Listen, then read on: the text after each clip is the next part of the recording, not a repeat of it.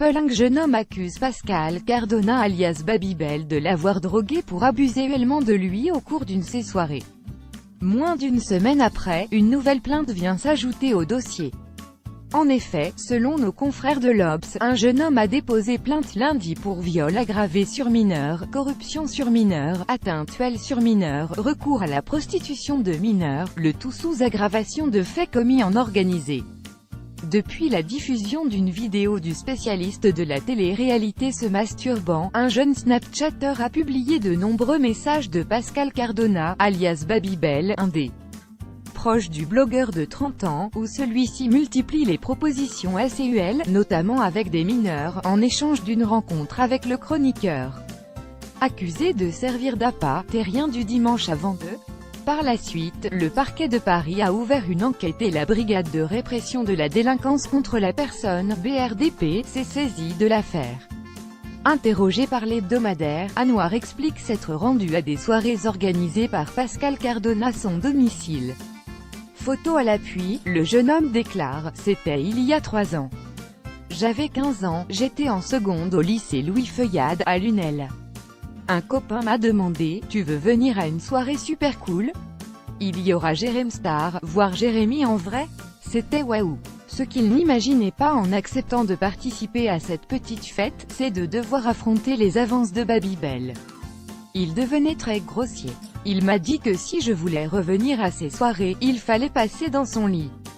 Il me promettait en échange de m'aider dans la vie. Mais je n'avais pas du tout envie. Dans la nuit du 16 au 17 février 2016, je ne sais pas ce qui s'est passé, je me suis réveillée dans sa chambre, il était en train de me faire une fellation. Je me suis défendue, je suis partie, en état de choc. Il était 4 heures du matin, j'ai marché le long de la route jusqu'à la gare de Nîmes. J'ai attendu le premier train en chialant, confie l'étudiant en droit qui soupçonne Pascal Cardona de l'avoir drogué au GHB ou autre drogue.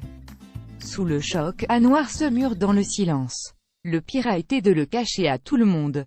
Au lycée, on me disait « Tu ne vas plus chez Pascal », poursuit-il avant d'ajouter qu'il a tout de même contacté un magazine People, en vain. Jusqu'au week-end dernier où Anouar se déchaîne sur les réseaux sociaux en publiant plusieurs messages et vidéos et lance un appel aux victimes de Babybel. L'avocat du jeune homme, Me Benamgar, révèle avoir 6 autres dossiers sous le coude. De son côté, Jérém Star, de son vrai nom Jérémy Gisclon, se dit « effondré. Mon client est très affecté par ce qu'il se passe. Imaginez que vous êtes la cible de telle accusation », a déclaré son avocate, Mehaude Veynal à nos confrères de Télé Loisirs. Si le spécialiste de la télé-réalité se fait particulièrement discret, c'est simplement pour ne pas polluer l'enquête et ne pas donner à cet individu, à Kabab, le Snapchatter, NDR.